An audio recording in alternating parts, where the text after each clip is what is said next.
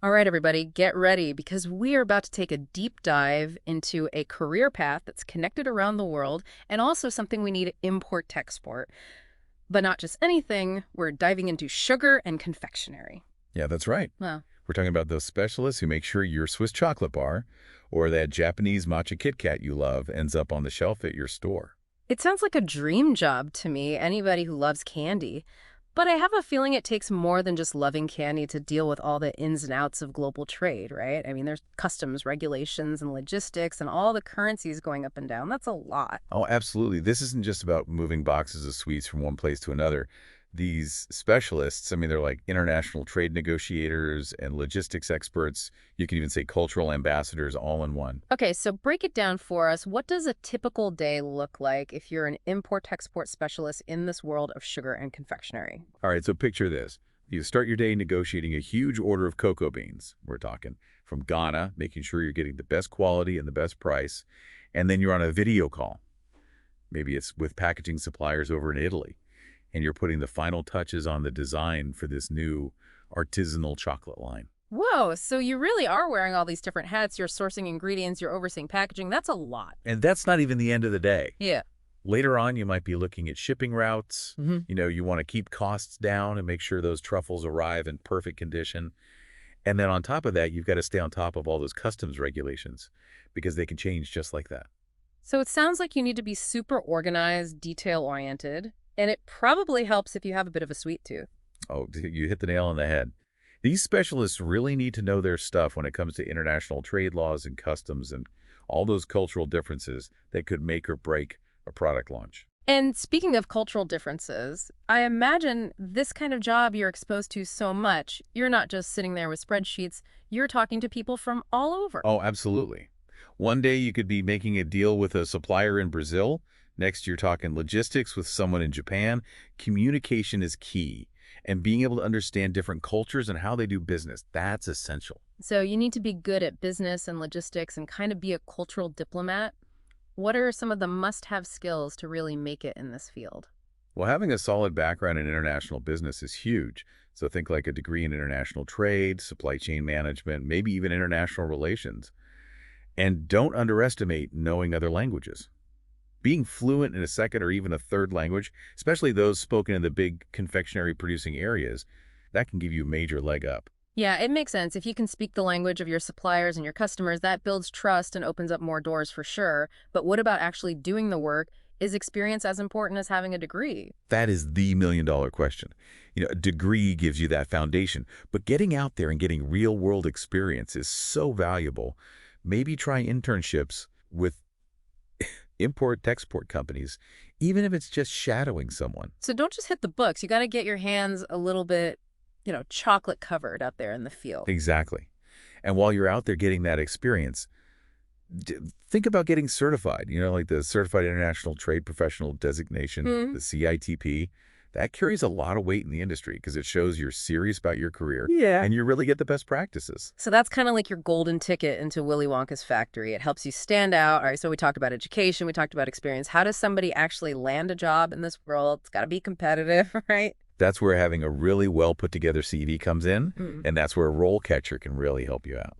Okay, so you're saying a killer CV is your golden ticket to Willy Wonka's chocolate factory, or in our case, a career in confectionery import-export. What makes RoleCatcher's approach to CV building stand out? Think of it this way.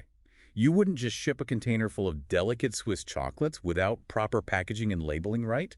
The same principle applies to your CV. So you're saying it's not just about listing your skills, it's about presenting them in a way that's both appealing and easy to process for those who matter, the hiring managers and those all-important applicant tracking systems. Precisely.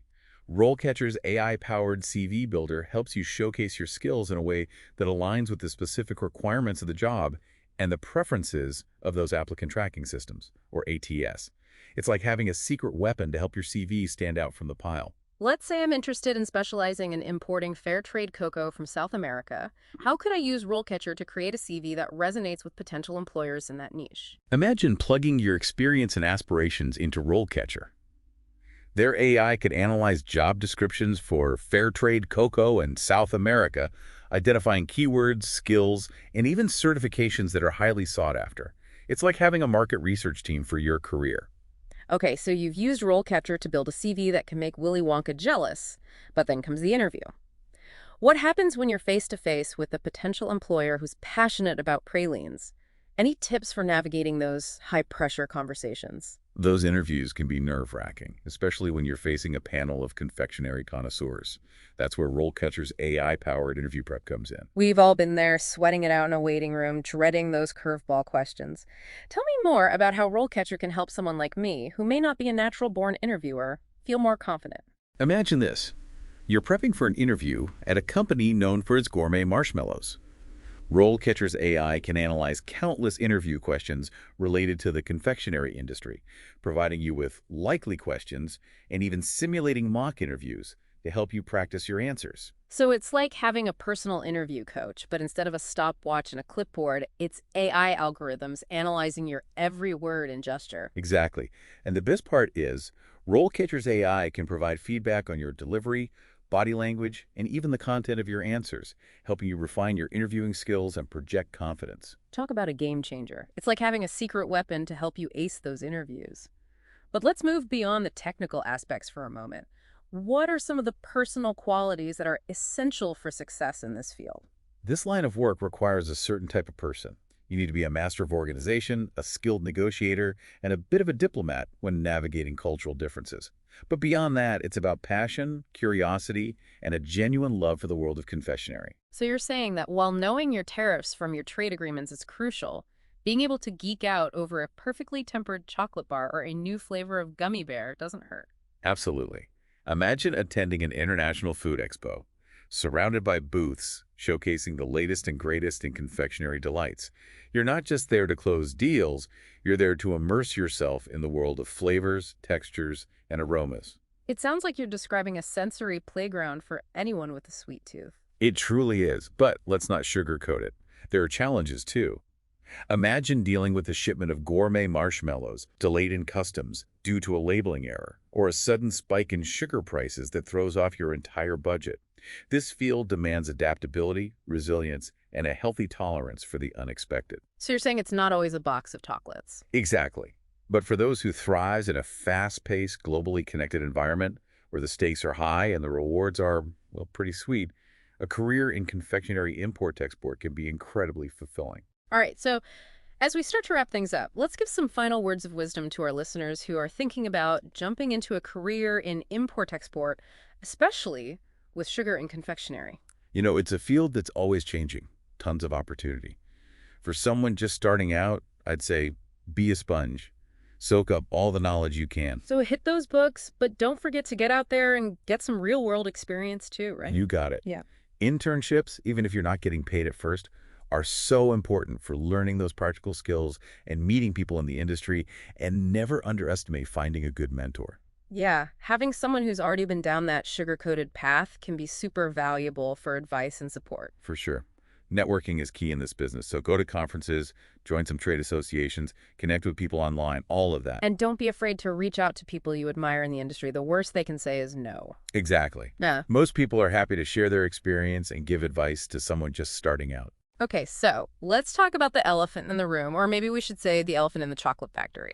I think I know what you're getting at. We've talked about the possibility of making good money and growing your career, but let's be real, can you really have your cake and eat it too?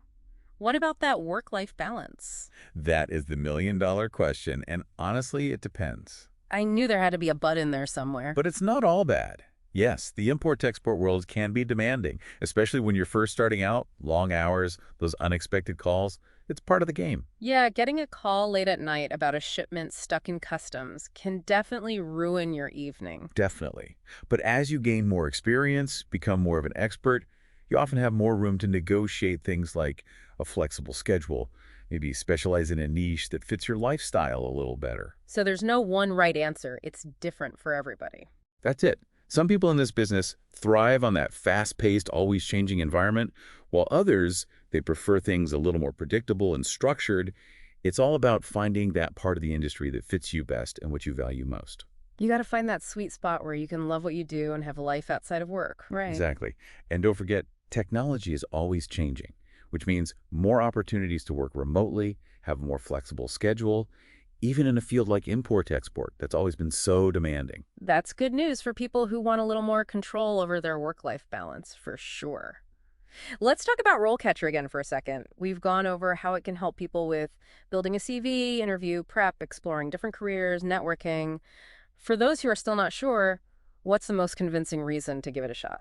For me, it's how personalized it is. It's not just another job board or a website with the same old career advice. They've figured out how to use AI and data to actually give you tailored guidance and support based on your own skills, your experience, your goals, all of that. It's like having your own personal career helper right there on your computer. Exactly.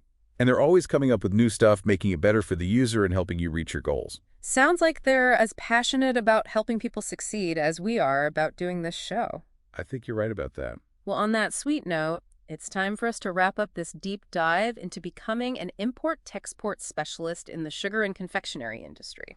It's been great joining you on this journey. So much good stuff to talk about. And to everyone listening, we hope this episode gave you some good things to think about and some concrete steps you can take to go after a career that's both a challenge and rewarding. Remember, the world of international trade is huge.